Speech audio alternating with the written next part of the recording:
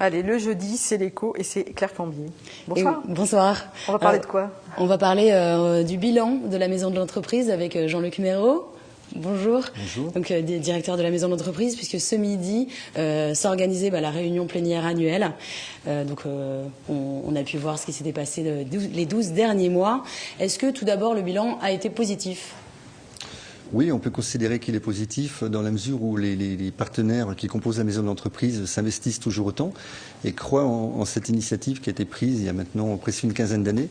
Donc en ça, on peut dire que l'idée, en tout cas que l'outil est toujours dans une logique positive. Après, sur l'activité en tant que telle, effectivement, on pourra peut-être discuter des chiffres et des différentes opérations. 300 entreprises créées, c'est ça, ou reprises ? Voilà, donc c'est effectivement le nombre que nous avons évoqué dans le courant de la matinée, sachant que sur ces 300, on peut décomposer en fonction du type d'entreprise, plus ou moins grande. Mais globalement, sur Saint-Quentin, effectivement, on est quand même sur une activité économique dynamique. Donc pas de crise, pas d'effet crise. Si, l'effet de la crise, effectivement, il se fait sentir, mais amoindri sans doute, en tous les cas pour un certain nombre d'entreprises, même s'il faut être vigilant parce qu'on sait de toute façon que par ricochet, les entreprises locales vont subir effectivement les difficultés que des maisons mères notamment peuvent avoir par ailleurs. Je notais par exemple 2680 rendez-vous personnels cette année, il y en avait 3100 l'année dernière. Oui. Est-ce que ça s'explique par la crise ou finalement la raison est tout autre ? Au niveau de la création d'entreprises proprement dite, c'est vrai qu'on a sans doute une baisse de la demande liée effectivement peut-être à une certaine réflexion que souhaitent avoir les porteurs de projets, creuser davantage effectivement leur idée, rechercher des financements avec parfois un peu plus de difficultés. Mais ce chiffre s'explique aussi par le fait que nous avons essayé de mutualiser un certain nombre d'activités et notamment par le biais de mise en place de réunions d'information, d'ateliers, pour globaliser et permettre à un collectif de bénéficier d'informations et pas toujours passer par du conseil individualisé. Alors une dernière donnée, sur les 300 entreprises créées, 50% sont des auto-entrepreneurs. Oui. Donc on a eu une chronique sur l'auto-entrepreneuriat il n'y a pas longtemps. Est-ce que vous pensez que la réforme pourrait changer la donne, diminuer du coup le nombre de créations ? Pour l'instant, les estimations sont difficilement quantifiables. C'est vrai qu'on parle notamment de réduire la durée de vie de l'auto-entrepreneur pour des raisons notamment de concurrence. Alors, il y a le pour et le contre, c'est assez difficile, même si effectivement il y a encore des discussions en cours. Je pense que de toute façon, ça devrait ralentir cet élan, mais même si déjà depuis quelques mois, on sent un certain ralentissement au niveau de l'auto-entrepreneur.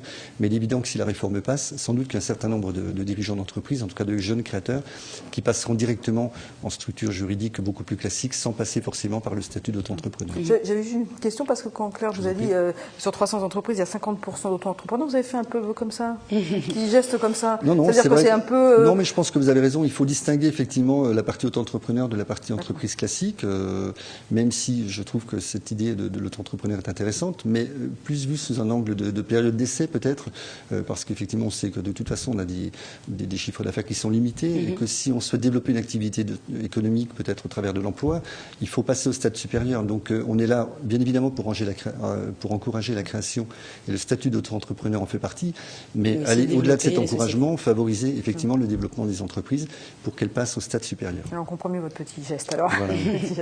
Alors la Maison de l'Entreprise, c'est aussi un réseau. Absolument. On s'en rend bien compte lorsqu'on était ce midi, donc du coup à la réunion, il y avait vraiment beaucoup de partenaires autour de cette grande table ronde.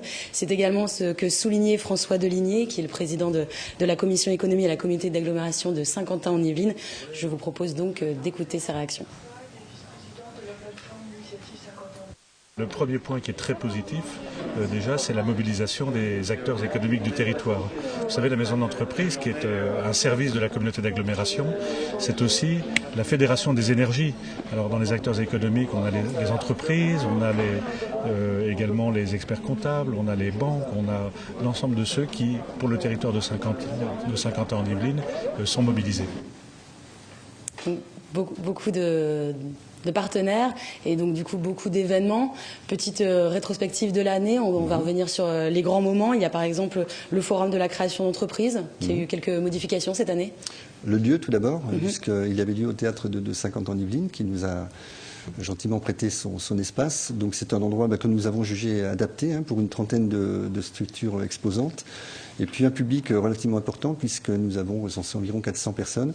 Et on sait qu'un certain nombre d'exposants, notamment au niveau du financement, ont eu des suites à ces contacts. Donc pour nous, c'est important d'abord d'avoir une opération qui marque le coup, mais aussi de savoir que derrière, il y aura des retombées, notamment sur le plan économique. Deuxième temps fort, les assises de l'emploi également. Oui, qui se tiennent en février dans le cadre de la semaine de l'emploi et de la formation. Donc les assises sont liées plutôt aux entreprises, même exclusivement aux entreprises, puisqu'on essaie de les mobiliser autour de l'emploi dans le cadre d'une journée forte. C'est vraiment relativement compliqué de mobiliser les entreprises sur des sujets liés à l'emploi. Donc à nous d'essayer d'innover aussi. Et là aussi, on est toujours dans une logique de partenariat et on fait intervenir un certain nombre d'experts pour d'abord diversifier les sujets et vraiment aussi mobiliser les entreprises pour leur faire comprendre que l'emploi est important, mais elles le savent, et mettre à disposition le maximum de moyens. Et c'est le rôle, bien évidemment, de la maison de l'entreprise. Et puis également le concours, sont les 3 Voilà, un concours qui a lieu tous les 2 ans, avec cette année 7 lauréats, des lauréats dans diverses catégories, de l'économie sociale et solidaire jusqu'à l'innovation, en passant par les prestations de services. Donc de beaux lauréats qui, on l'espère, auront une longue vie devant eux et pourront peut-être pour certains concourir, puisqu'on avait 2 catégories, une catégorie en tant que porteur de projet et une catégorie en tant que jeune entreprise. Et on a déjà vu des lauréats porteurs de projet concourir quelques années après en jeune entreprise. Alors justement sur ce suivi, on peut peut-être aborder la plateforme Initiative, qui a été créée il y a 4 ans, je pense. Environ, oui. Et elle a bien évolué, notamment vous proposez maintenant des prêts de croissance. Voilà, jusqu'à présent on limitait le champ d'intervention de la plateforme Initiative 50 ans d'Yvelines aux 3 premières années d'activité.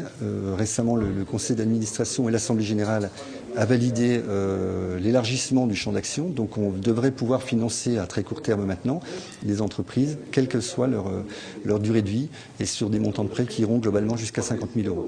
Okay. Une belle somme également. Absolument. On peut peut-être parler des perspectives du coup pour le futur. Oui. Il y a des projets. Bien sûr. Pour l'année prochaine. Par exemple, une convention, je pense, avec la Chambre des métiers. Avec la Chambre des métiers notamment, un peu dans l'esprit de ce que nous avions fait récemment avec la Chambre de commerce. L'idée, c'est à la fois de valoriser l'ensemble des actions partenariales qui sont développées sur notre territoire, mais aussi d'amorcer un certain nombre d'outils, d'idées, de réflexions. Et notamment dans le cadre de cette convention avec la Chambre des métiers, devrait prochainement être mise en place une étude à la fois pour reconnaître peut-être plus précisément le tissu artisanal de 50 ans d'Yvelines, parce qu'on sait que sur le secteur de Saint-Quentin, nous recensons environ 1000 entreprises artisanales, ce qu'on ne sait pas toujours d'ailleurs. Donc à la fois pour avoir une vue plus qualitative et quantitative de ce secteur très particulier, et puis également avec une réflexion sur l'immobilier lié au secteur artisanal. Et tout ça se situant dans un contexte collectif d'études que mène la communauté d'agglomération actuellement, notamment dans le cadre de l'économie résidentielle. Donc rapprochement avec cette chambre et rapprochement aussi avec l'université de Saint-Quentin-Yvelines. Avec l'université, effectivement, et ça fait maintenant quelques années que l'université travaille avec nous, mais on souhaite développer un certain nombre de réflexions et de projets. Donc effectivement, il y a beaucoup d'idées à développer avec l'université de Versailles-Saint-Quentin. Et un dernier point, journée de l'entreprise qui serait prévue vers mai-juin 2014. C'est un nouveau rendez-vous ? Oui, qui a lieu tous les 2 ans et on le fait en alternance notamment avec le forum de la création d'entreprise. Donc c'est une manifestation qui s'adresse exclusivement aux dirigeants d'entreprise et qui se ponctue d'un certain nombre d'animations, de tables rondes et de conférences. Il y a 1 an et demi maintenant, nous avions Louis Schweitzer. L'idée, c'est vraiment de faire intervenir également une personnalité du monde économique. Le nom ? Voilà. Alors le nom, nous ne l'avons pas encore aujourd'hui, mais on espère arriver à mobiliser quelqu'un important, même si Louis Schweitzer a mis la barre très très haute. C'est clair, là vous avez et donc mis la il barre, faudra effectivement qu'on creuse un peu pour trouver quelqu'un de pertinent pour le territoire. Très bien, merci beaucoup. Merci à vous.